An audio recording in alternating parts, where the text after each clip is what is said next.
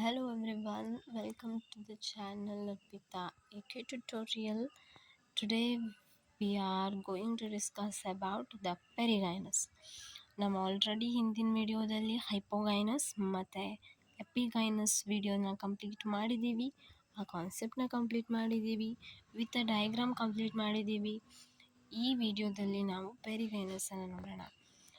ಈ ಪೆರಿಗೈನಸನ್ನು ಕೂಡ ಹೈಪೋಗೈನಸ್ ಎಪಿಗೈನಸ್ ಥರ ಡಿಫರ್ ಮಾಡ್ಬೋದು, but there is little bit we can see the changes ಏನು ಅಂದರೆ 3 ಟೈಪ್ಸ್ ಆಫ್ ಅರೇಂಜ್ಮೆಂಟ್ ನೋಡ್ತೀವಿ. 3 ಅರೇಂಜ್ಮೆಂಟ್ ಮಾಡಿರೋದು on the basis of the shape thalamus ಅಷ್ಟೇ, ಏನೂ ಇಲ್ಲ.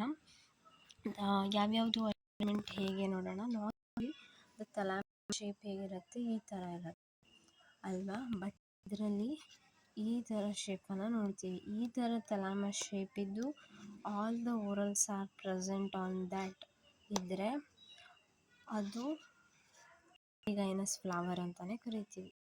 ಆಲ್ಮೋಸ್ಟ್ ಆಗಿ ಪ್ಯಾಪಿಲೋನೇಸಿಯೇ ಫ್ಯಾಮಿಲಿ ಅಲ್ಲಿ ಎಲ್ಲದು ಯಾವ್ಯಾವ ಫ್ಲವರ್ ಪ್ಯಾಪಿಲೋನೇಸಿ ಫ್ಯಾಮಿಲಿಯಲ್ಲಿ ಬರುತ್ತೆ ಎಲ್ಲದು ಅಲ್ಲ, ಸಮ್ ಫ್ಲವರ್ ಓಕೆ, ಸಮ್ ಪ್ಲಾಂಟಲ್ಲಿ ಬಿಡೋ ಫ್ಲವರ್ಸ್ ಅಷ್ಟೇ ಕನ್ಸಿಡರ್ ಮಾಡ್ತೀವಿ ಇಲ್ಲಿ.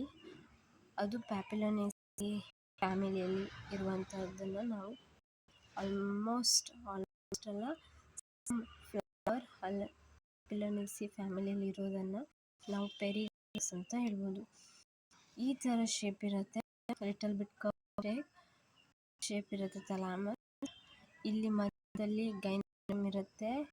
ಈ ಎಟ್ the end of that shape thalamus ಅಲ್ಲಿ ಏನಾಗಿರುತ್ತೆ ಅದರ್ ಪ್ರೆಸೆಂಟ್ ಆಗಿದ್ದರೆ ಅದನ್ನು ಕೂಡ ಪೆರಿಗೈನಸ್ ಫ್ಲವರ್ ಅಂತಾನೆ ಕರಿತೀವಿ. ಎಕ್ಸಾಂಪಲ್ ಏನಂದರೆ ಪೀಚ್ ಪಾಮಲ್ಲಿ ನೋಡಿರ್ತೀವಿ, ಈ ಥರ ಫ್ಲವರನ್ನು ನೋಡ್ತೀವಿ. ಇನ್ನೊಂದು ಶೇಪ್ ಅಂದರೆ ಲೈಕ್ ಇಲ್ಲೂ ಕೂಡ ಮಧ್ಯ ಇರುತ್ತೆ, ಲಿಟ್ ಥಲಾಮಸ್ ಆಗಿರುತ್ತೆ, ಫುಲ್ಲಿ ಆಗಿ ಎನ್ಕ್ಲೋಸ್ ಆಗಿರಲ್ಲ, ಲಿಟ್ ಓವರಿನ ಎನ್ಕ್ಲೋಸ್ ಆಗಿರುತ್ತೆ.